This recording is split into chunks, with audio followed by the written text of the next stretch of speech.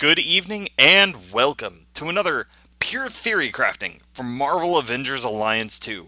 Now today, again, kind of more on the actual theory crafting side in terms of abilities, uses of the character, things of that nature. I'm going to let you guys in on a secret. Were it not for that lineup post over on the Reddit, I would have no idea what character I'm going over next. I looked at it this morning. It said I was due for Age of Ultron Iron Man.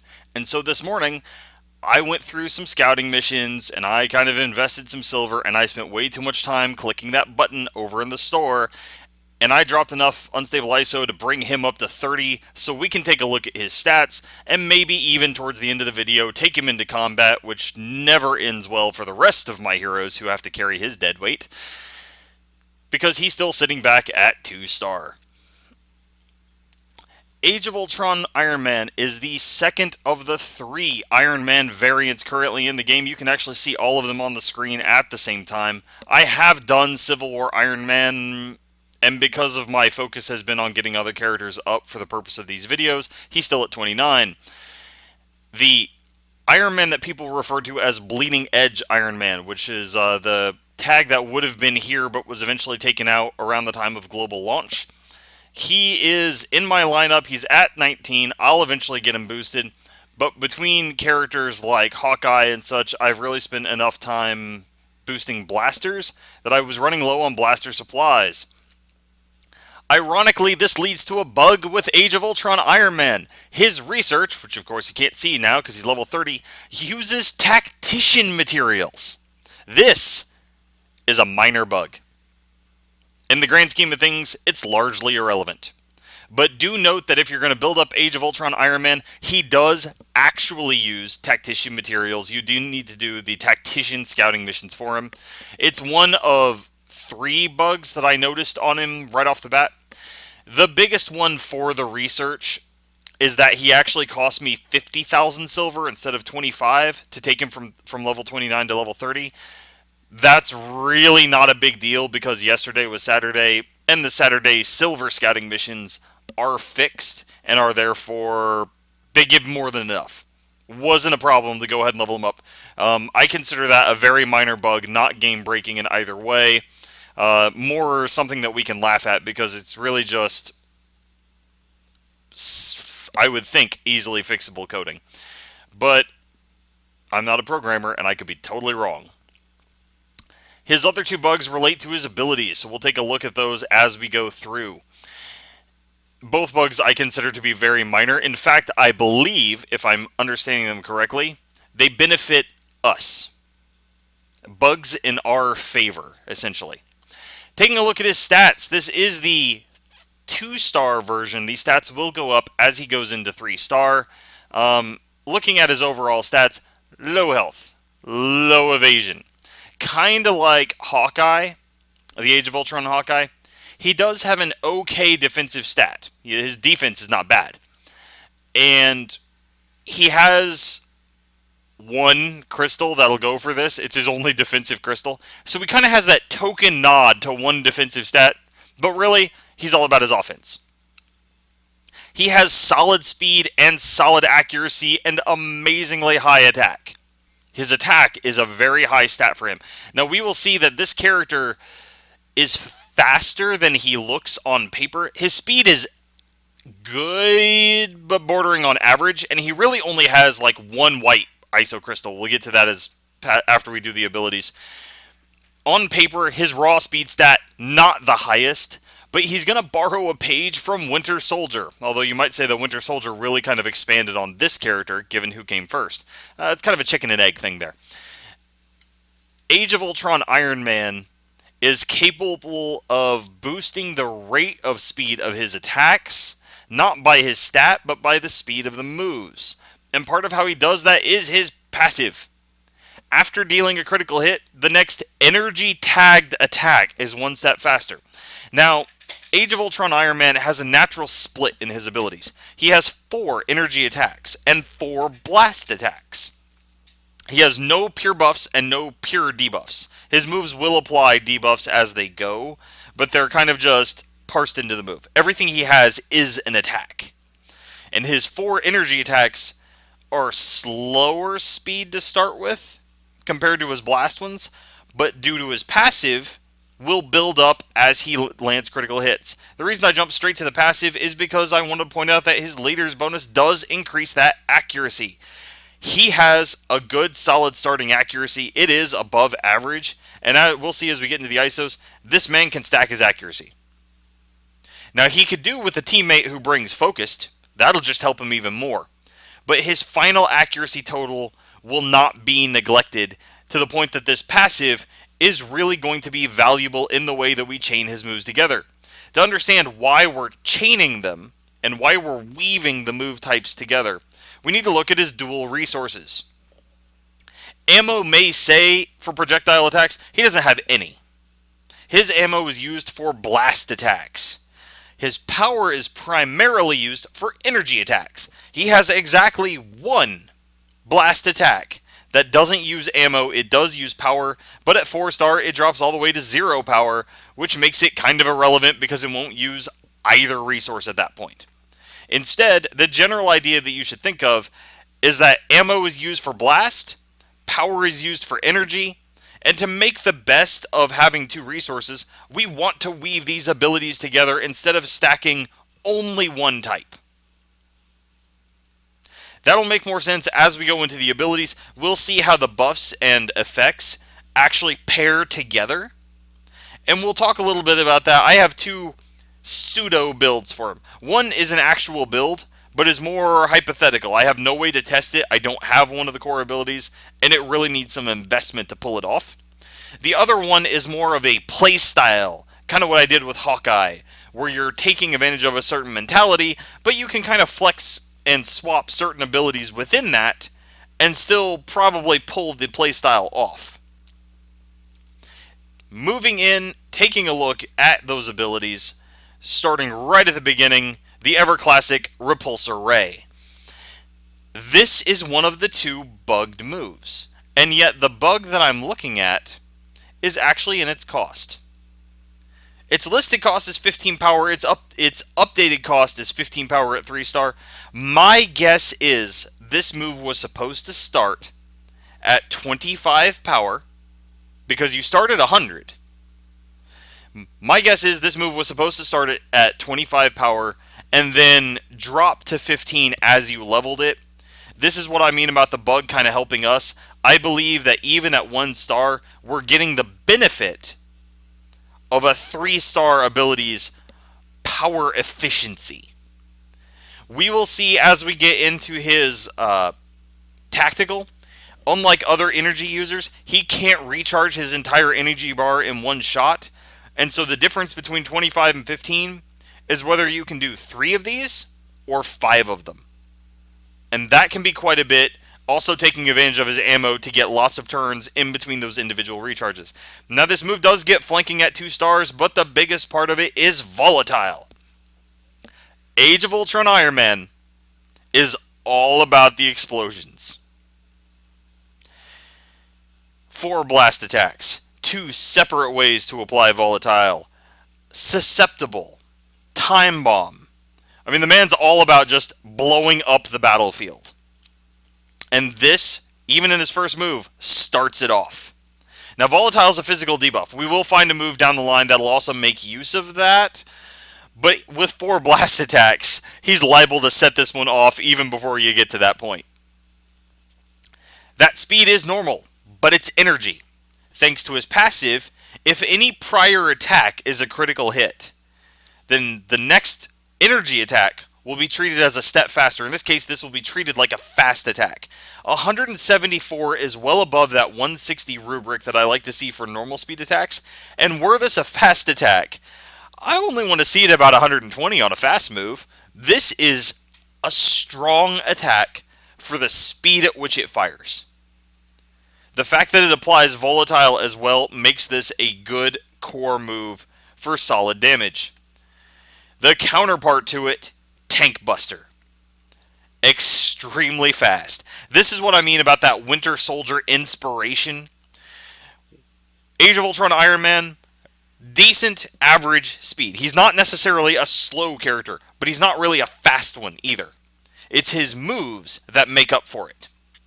This does cost 1 ammo. It is a blast move. It is not energy. It doesn't benefit from any kind of a speed jump there, but it can trigger the speed jump in energy moves, which is why we want to weave them back and forth. This one does apply expose to all enemies. It is a one enemy target. I have no idea if it's actually going to apply expose to all enemies. Haven't tested it. The only reason that I'm kind of curious is that some moves, such as Jump Kick for Age of Ultron Black Widow, or Catalyst Rocket for MODOK, some single enemy moves that apply a debuff to the enemy line don't actually apply it to the other two side enemies, but that's okay. Reduced defense, that helps, it's nice, but really we're bringing this for the blast, for the ammo consumption, and for its damage. It does have shield breaker, it does have exposed, it is going to weaken enemy lines, but look at the damage. 182 on an extremely fast attack. This move hurts. Now, I've had some chance to play around with Age of Ultron Iron Man, in that I had an ally who did run a 3-star Age of Ultron Iron Man for quite a length of time, and Tank Buster was one of his core abilities on there. At the time, I wasn't doing these videos, I wasn't really looking into the characters, and as such, I had no idea what I was doing with that character at all. I hadn't looked at the abilities beforehand, and so I didn't really take note of whether or not exposed works on all enemies. I'm going to leave this one equipped, and we'll take this into a combat at the end of the video after we kind of go over the abilities and stuff as we do the final thoughts, and we'll watch to see if that works. 80% means that if I target 3 enemies, probably 2 of them are going to see it. But still, high damage blast attack. Sticky rockets. Range blast, very fast. Costs 3 ammo. 3 blast attacks cost ammo that he has. All of them cost a different amount. And we'll kind of look at those as we go into the builds as to which ones pair together and how I would potentially build him that way. The damage rating here, it's low. And it stays low. And it doesn't get much higher. Now this does become an extremely fast move at 4-star, and it does drop, most importantly, to 2 ammo at 3-star. I will stress this in the builds. That low damage, probably even for an extremely fast, but the real purpose here is the area of attack blast, as well as time bomb. Time bomb goes up to 80%. Age of Ultron Iron Man, lots of 80% debuffs. Time bomb is an interesting debuff. I've never found a way to detonate it early. It does just kind of have to sit through the long debuff. I'm not certain if Volatile triggers time bomb. That would be amazing, but I don't think it works that way. Now that said, I do think that time bomb can actually trigger Volatile, but Volatile has a shorter duration. It's going to wear off before time bomb goes. We will look at this in the builds. I do have a use for this move, but again, it's the debuffs and the blast that really bring this one forward, not the damage rating. His last 1-star, Escape Velocity. This tag team attack is kind of typical of a lot of the Age of Ultron variants and the overall playstyle there. About half of the damage dealers have the ability to swap out, and this is how Iron Man does it. It is a blast move, it is melee, it is the only one that costs power. The 25 power starting cost is why I really think that Repulsor Race was meant to start there, but is bugged so that it starts at the 15 that it would get at 3-star. Because this one moves down to 15. It does move to... This is with the other move that I consider bugged. Speed normal, updates to normal. So I'm guessing that this one probably started slow and then updates to normal. It does eventually move all the way to 0 power. That damage on a normal speed attack is more than adequate. This is not a bad attack, especially applying wide open, which is a great debuff in general. This is probably best used the way that the name kind of implies it there with the word escape. I realize escape velocity is all about breaching the Earth's atmosphere and entering space, or breaching the Earth's gravity well and entering space. But I would still use this as a retreating move. Age of Ultron Iron Man, not the highest evasion, not the highest health. He has okay defense, but that's all he's got. So if he's wounded, This is a way to split him out and put him in the back line. At 4-star, it's a way to do it for free while hurting the enemy and setting up for the next person to come in. And that was kind of a mentality for the Age of Ultron characters. Depending on the difficulty of Chapter 4, of Chapter 5, of future Spec Ops, as we go forward, we may find that these swap out moves become more viable, because we'll really have to take advantage of having 5 characters. We may also find that if Playdom really wants to force us to use all 5, they'll start to put in debuffs or restrictions saying that this character, is entangled or something, can't act until they've been swapped to the back row. Or like a debuff that only counts down if it's in the reserves, so that the debuff is persistent as long as they're on the front line. If they start finding ways or finding specific fights or encounters that force us to use all 5 of our heroes, moves like this really will become more important, but until then, it's kind of a novelty. Twin Shot. This is a power hit. This is and I'm not just referring to its cost, this is a move designed to deal high amounts of damage. It starts with armor piercing. On a blaster, this really hurts bruisers. It gains exploit weakness. Volatile is a physical debuff, so is exposed. Either one of those sets up for Twin Shot. Its final damage of 270, it is a normal speed move, but if the prior attack was a crit, this is a fast move, and 270 on fast hurts. But between armor piercing and the 50% damage increase of exploit weakness, you're looking at a very high, probably close to 500 damage rating attack. The big restriction here is that 40 power cost. It's not going down. You can't really use Twin Shot all that frequently. I've already kind of commented that he doesn't restore his entire power bar through recharging once, meaning that you can't use this twice in a row if you do a recharge. It doesn't work that way. Not if you've run his power down to 0, because you'll only recharge enough to do it once with some left over.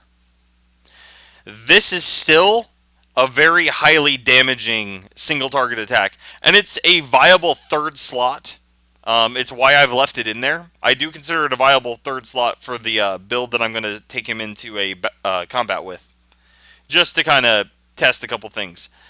Laser Sweep. This is his strongest damage area of effect. 120 on a normal speed move is more than acceptable for an AoE. It's low for a single target, but if you're hitting all 3, that's acceptable damage. It does move up to normal speed from slow. Now, because it's energy, you can take advantage of his passive and make this fast. 120 is the rubric for single target fast damage for me. This is the most directly damaging AoE of the 3 that he has.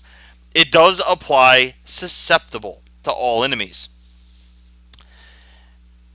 This is important with Volatile and Time Bomb, and gives him some synergy with any damage over time team.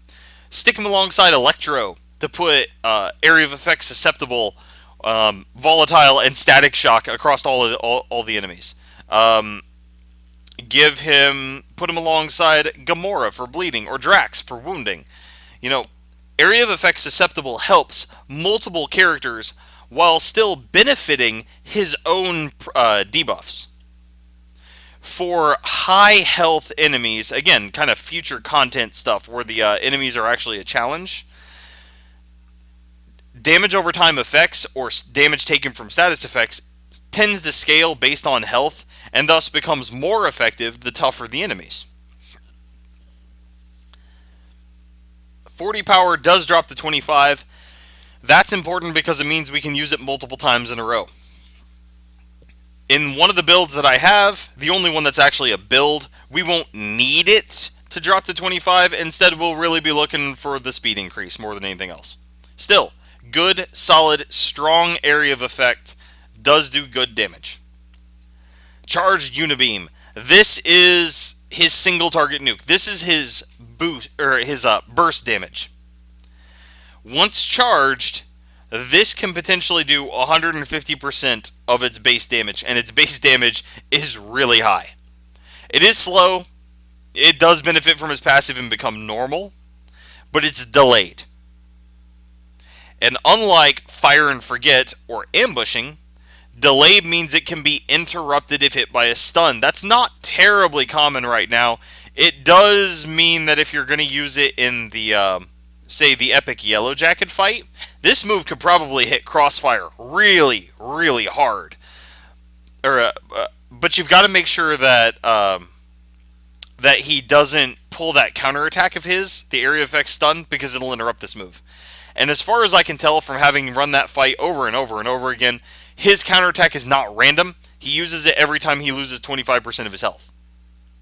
So he does it 3 times over the course of the fight, unless you take off a big chunk of his health all at once. It's part of the reason why I've seen him lose health through damage over time effects like bleeding. And then he followed up Yellow Jacket's attack with that counter, not one of my own, because he dropped below the 75% health threshold. So this move, use it to kill. Go ahead and use it to kill high-powered targets, but be careful of targets like him who have a stun who can interrupt it. It does use all of your power. It means you will be relying on your ammo after this, which is a viable thing to do. Actually, because of that delayed status, it does mean that you're only losing, say, a third of its potential overall damage. A third of the potential boosted damage amount if you were to fire it at 50 energy instead of 100. And we'll look at that in one of the 2 playstyles. His 3-star move, Hellion Missiles. Again, area of attack, range blast. Starts very fast, stays there. But you know what? Very fast is still fantastic. It does cost 5 ammo from the start. But if that can be upgraded to 3 ammo. Look at that final damage rating though. It's kinda pathetic. But the purpose here is an area of attack blast that applies volatile. The damage of this move is tied to volatile. Most people look at the 3-star moves and they say this is going to be the highest damage move, and 9 times out of 10 they're probably right. Well, maybe not quite 9 times out of 10, but you know, like 4 out of 5. The 3-star blue move is going to be your highest damage move. In this case, this is instead your best area of effect setup move. 3 ammo. 3 ammo is one of those magic numbers we learned with Rocket Raccoon and Spheralon Launcher. Or Sphalerон Launcher, one of those 2, whatever, however you pronounce it. In that you can fire it off right off the bat. As we get into Age of Ultron Iron Man's innate, we'll see that he can actually do this from the start, no matter how he does when he comes into combat, because he can pull off 5 ammo from the start, which other ammo users can't do. Still, if you're going to use this, get it to 4-star quickly for that 3 ammo. There is a purpose to that, and it allows you to kind of continue through without worrying about recharging right off the bat. Recharging is always slow for an ammo or a power user, and Iron Man, Age of Ultron Iron Man is both. Speaking of that particular tactical, we're going to look at that right now. Ordnance and Energy. Speed's low. Generates power, generates ammo, no other effect. And it does not generate 100 power. It generates 75. Most of his abilities, with the exception of Twin Shot, that use power, use 25 or less. Many of them can be trimmed down to 15. 15 allows you to fire them off 5 times before you have to use this move to recharge. Because it generates 2 separate resources, in order to really limit the use of this, we want to weave ammo using and power using abilities back and forth. Most people want to say, I want an energy build for him, or I want a volatile build for him. After looking at it, because I started that way, that was how I started building him. I really think that Age of Ultron Iron Man doesn't necessarily want a pure energy build. I actually think that the Bleeding Edge Iron Man, the regular or untitled Iron Man, will pull a pure energy build better than the Age of Ultron one will. Instead, he's all about the debuffs and weaving attacks back and forth. His innate resupply mission. This one is kind of useful, but not for the part that I think everybody looks at. He does shield his entire team when the combat starts or when he swaps in. That shield is a normal shield. Not small, not improved. It's not the strongest one you're going to see. It does give some added survivability before the tank, until the tank is up and getting ready. Because of Iron Man's relatively low defenses, I would let him get the tank up and going. He really needs a tank to hide behind. He is pretty squishy in his own right. But the odd note here is the generating 2 ammo. This makes him, I believe, the only ammunition user who starts every fight with 5 instead of 3. And played smartly, significantly delays how long he needs to before he has to actually do his recharge. And that's how you make him. That's how you string together enough of his attacks for them to be efficient in the long run. Let's take a look at his ISOs, and then I'm going to throw some ISOs in there in preparation for actually taking him into combat. That has been a request. I'm going to stick them at the end of videos so that if you're already bored by this point, you won't have to sit through and watch them. But I do kind of tie those into final thoughts. Look at this quilt. Grandma Playdom kind of ran out of colors here. 1 defense ISO, 1 speed ISO, and everything else is attack and accuracy. This guy, offense. That's what he's there for. His high speed comes from the abilities themselves. Really, accuracy and attack, he's going to stack it. Now I'm going to throw in some completely random ISOs on this guy. And I'm going to talk about sets while we do it. This is an accurate, damaging character. Coordinated is not a bad set for him. His free attack is ranged energy. I do not know that it is necessarily a high damage attack. I don't know that it's high damage at all. But because of his passive, if it crits, much like characters like Gamora, if it crits, his next energy attack is going to be a step faster. This increases his rate of fire. Giving him coordinated gives him more chances to get faster moves. And anything that increases his speed, because again, he's kind of average for speed. 3,000 is not bad. 2,000 is a bad stat. He's got 2 stats that are at 2,000. 3,000 is average. 3,000 defense, average. On a 2-star character where I haven't necessarily looked at secondary stats or anything, he's already pushing 3,500 accuracy and 4,000 attack. These are going to go up to 4,500, maybe even approaching 5,000 as he gets up to a 4-star, and as you really start to look at what you've got on the ISOs, which I didn't do. I just kind of threw some in there. In fact, I'm kind of amazed that he actually has a set bonus. But that above average accuracy, that really high attack, coordinated, not a bad set for him, just because it's going to play well with his passive. With the exception of Hellion missiles and that AoE Volatile, all of his debuffs are 80%. Experimental is a really good set for him if you're going to run any build that's going to make use of those different debuffs, especially Repulsor Ray as a single target volatile builder, because that one only has an 80% from default. It's not Hellion missiles. Its volatile is only 80%. So experimental, also a good set for him. Veiled, we see that on here, and I'm not convinced that it's a great one for him. One of the best uses for Veiled for a character who doesn't really take advantage of stealth is buying time in that first round until the tank gets set up. Age of Ultron Iron Man does that by bringing a shield. So I'm not convinced that you would go with Veiled. I would take Experimental over Veiled.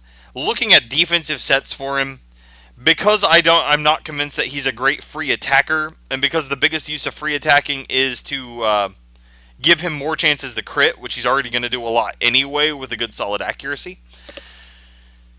Defensive sets can kind of give him some added survivability, especially if you're going to take him into PvP as part of a volatile team. Impenetrable, not as bad in short combats as it might otherwise be for a low health character. He is a low health character. Impenetrable normally doesn't last very long on characters like him, but because he starts the combat with the shield, he kind of stretches its use and makes it a little bit better. But unlike the other two variants for Iron Man, he cannot reapply shields. He has to be swapped out to do it. Now, anytime you only have 3 characters, such as if your other 2 characters are already down, or if you are in PvP where you only have 3 to start with, his escape velocity will cause him to immediately gain 2 ammo and reapply the shield to the team. But I don't know that you would necessarily want to be looking at that. Either way, he can make a little bit more use of Impenetrable than other low health characters can, but only really near the start of combat. Afterwards, he's dependent on other people giving him a shield status. Barricading, he's going to make better use of than other Iron Man variants, because he won't overwrite that improved shield with another one of his own. It's not a redundant effect for him. Without any other way to give himself an improved shield, when it goes up, it's going to stay up. Unless you swap him out and reapply his shield from his innate, it's going to be on there until it either breaks or wears off. So barricading, not a bad set. Low health characters make good use of rejuvenating because they heal back up typically pretty quickly. So if you're going to run him with defensive sets, you can. I view this maybe more as a PvE character, and I would give him coordinated in PvE so that you can make better use of his passive. In PvP, I would ignore coordinated in favor of loading him with defensive sets. Because in PvP, you're probably going to bring him for Volatile and to detonate Volatile, and you need him to last past that first round or two. Afterwards, the high speed on his abilities will kind of let him really kick in there and get in those attacks very quickly. But he's got to make it to that first turn because of the delayed start. Looking at the abilities, I'm going to go over the one true build that I called Artillery in the matching Reddit post. Before I just kind of throw in some abilities and go over the playstyle mentality that I will actually take into combat here in just a second. The Artillery build needs investment. In order to pull it off right, this needs to be 4-star, because you wanted it 3 ammo. You will open with Hellion missiles, and you will do so because it's very fast already. It's going to hit all enemies and apply Volatile. That's 100% by default. It only costs you 3 out of your 5 ammo. Because of his innate, he starts with all 5, and I did take a moment to take a look at that while I was at work. He does actually start with all 5.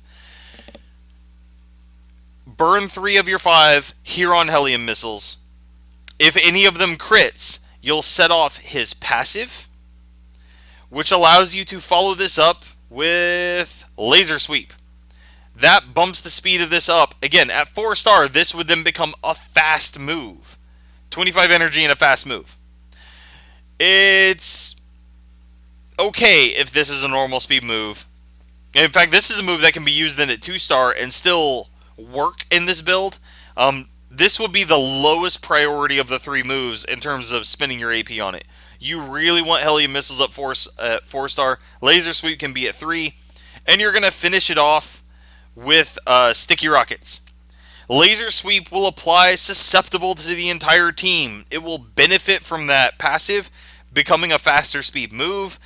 It'll be the only one that uses energy. So now they have Volatile, they have Susceptible, you have 2 ammunition left, and here you have a move that all the way up at 4-star is extremely fast, uses your last 2 ammo, sets off Volatile on all targets, and then applies Time Bomb to any survivors.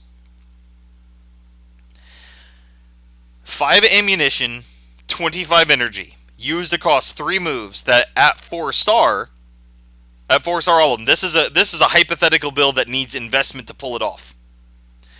But at 4-star, you're looking at a very fast, followed by a fast, followed by an extremely fast.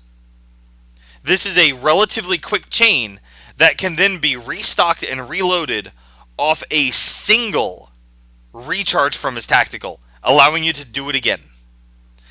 This is probably a PvP hypothetical build, but also in difficult content. Again, I'm looking ahead at Chapter 4 Heroics. They're supposed to be coming soon.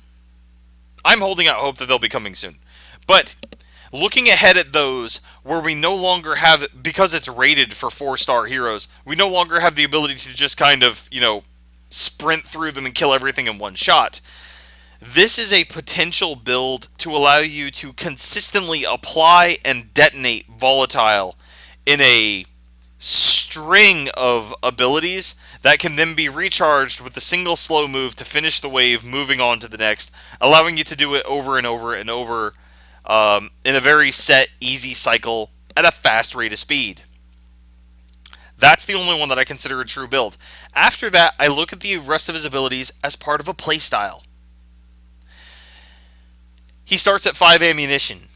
Ammo abilities can be used at their high rates of speed to land critical hits to speed up his energy moves, which can be used at lowered energy costs as fillers in between and to apply debuffs like Susceptible or Volatile here from Repulsor Ray, in order to swing back into his ammo moves back and forth at 15 energy and 1 ammo between these two moves, assuming 5 ammo and 75 energy, because that's what you get back from his recharge.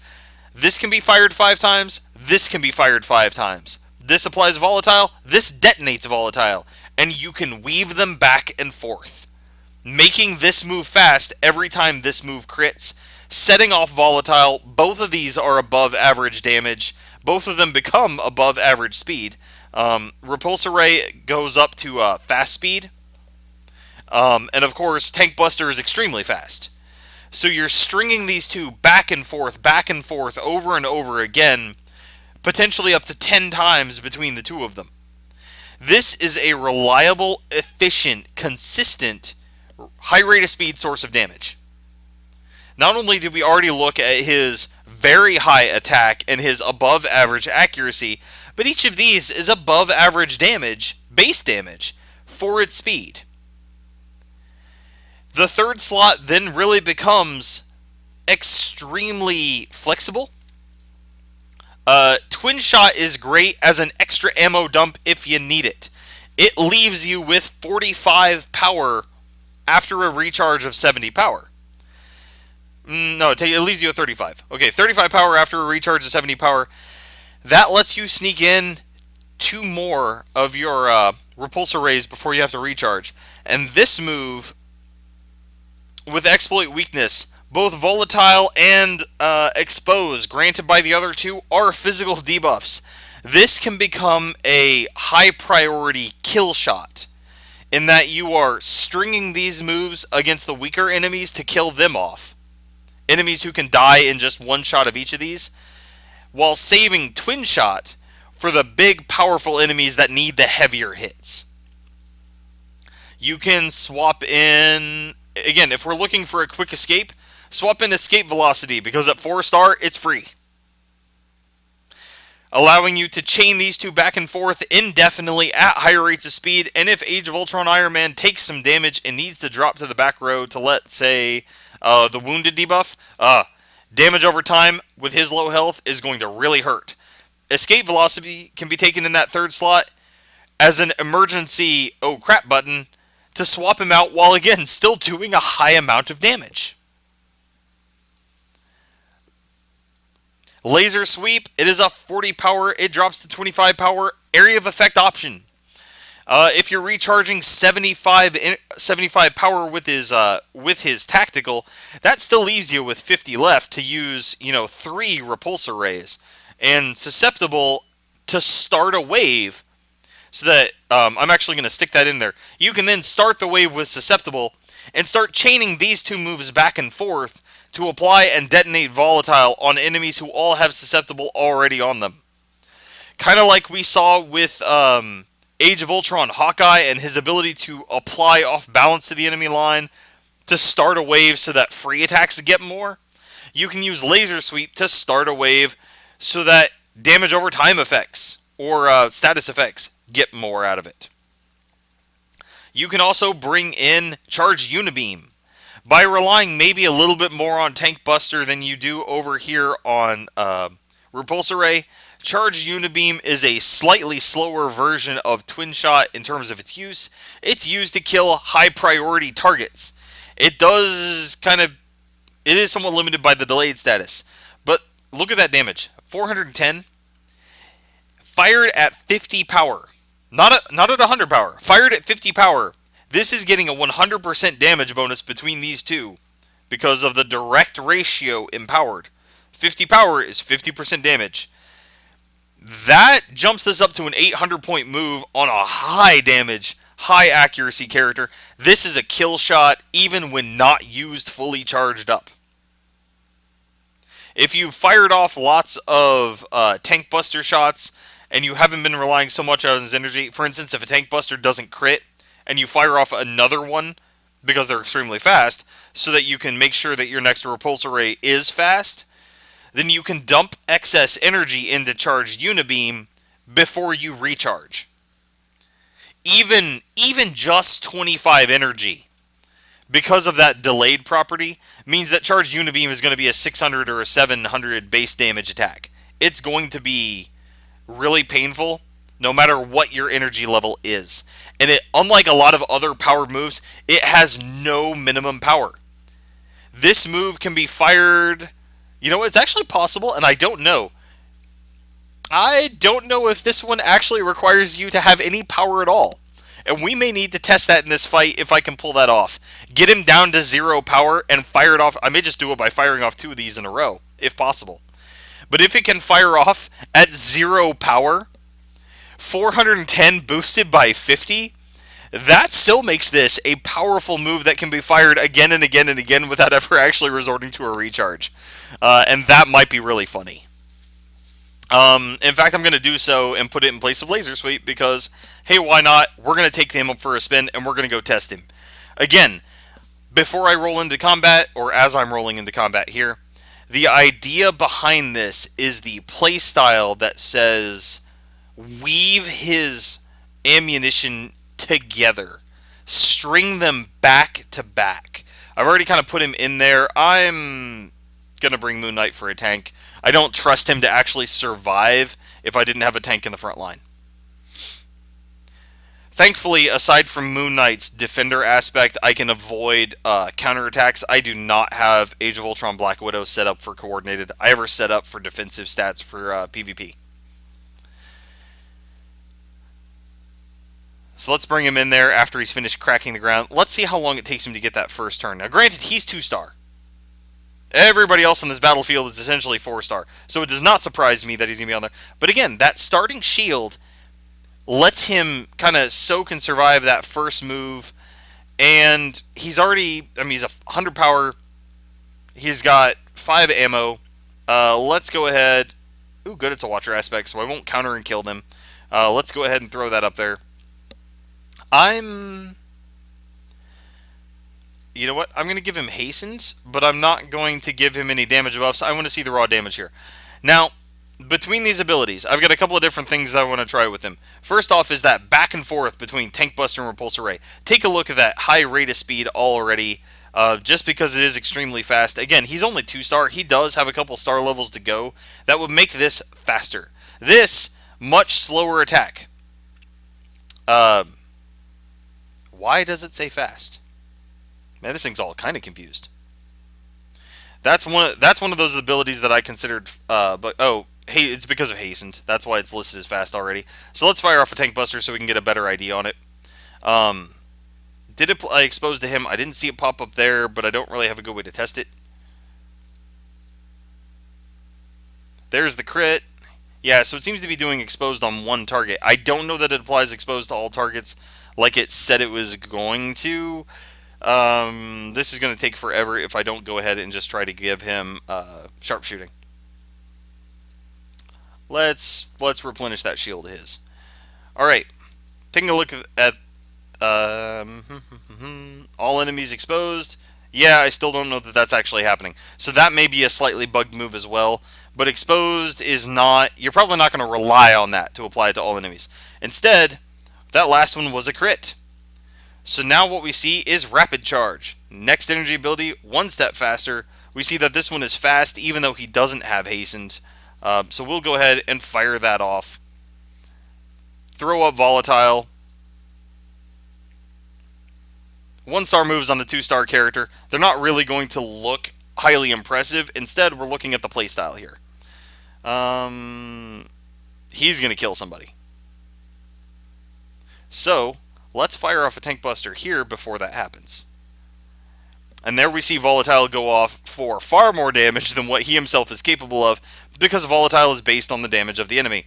As Age of Ultron Iron Man scales up, I expect his attacks to do a lot more damage than what they do at 1-star when competing with 3 and 4-star moves on a 4-star, on a 4-star Moon Knight. It's not really terribly fair to him. Let's fire off a charged Unibeam with 85 power. Delayed, we see it pop up there. I do not want to kill him because it will interrupt the delayed status. Make sure sharpshooting is up. And so we've seen some of his little bit there of weaving his abilities back and forth to kind of make use of both. To make use of power, to make use of ammunition. The only real thing I want to still do with him here, because again, I haven't leveled him up so I can't show it off. That was kind of an impressive amount of damage. Okay, so it does require power. That's what okay. That doesn't show up on the character screen. It does require 5 power at minimum. So we can't chain it, unfortunately. Ordnance and energy, pop that, and he's going to be back up at 75 power, not at full. But 75 power and 5 in terms of his ammunition lets him string together another 10 of those volatile followed by missile chains. I'll go ahead and finish this particular fight out. My final thoughts on Age of Ultron Iron Man is he is all about the explosives. There's really not any other way to put it. Where the Bleeding Edge Iron Man does some really great moves with energy, and where Civil War Iron Man is a tactician and is noticeably different from the other two, he is kind of a half tank. He can't really maintain protection, but he can really strengthen a strong, tough defensive team. Let's fire that out for that. Oh, high defense targets, 2,000 point devastate. So Tank Buster will actually do even more damage to the high-end bruisers like that. That's actually kind of fun. Fires that off.